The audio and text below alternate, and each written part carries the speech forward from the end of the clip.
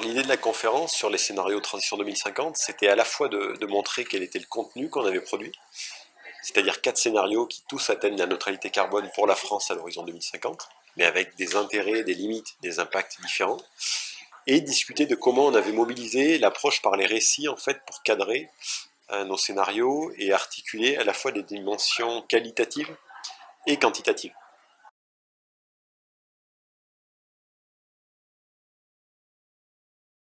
Les 4 scénarios, ils mobilisent chacun, avec une intensité différente, 4 principaux leviers que sont la sobriété, l'efficacité, la décarbonation de l'offre énergétique et les puits de carbone.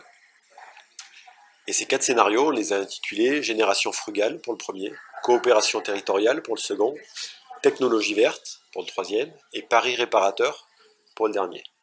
Donc le premier, c'est celui qui typiquement va mobiliser le plus fortement le levier de la sobriété pour chercher à réduire les impacts le plus en amont possible.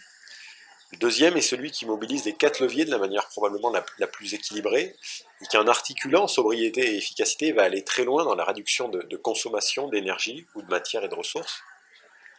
Le troisième, lui, va vraiment privilégier la décarbonation de l'offre énergétique. Donc c'est là où on va développer au maximum les énergies décarbonées, que ce soit renouvelables et nucléaires.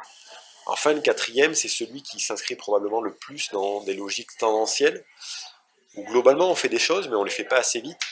Et donc on va chercher, même si on fait un petit peu d'efficacité, pas mal de renouvelables et du nucléaire neuf, mais c'est pas suffisant. Et donc on va développer la technologie de capture et stockage de carbone, qui est une clé dans ce scénario-là pour atteindre la neutralité carbone.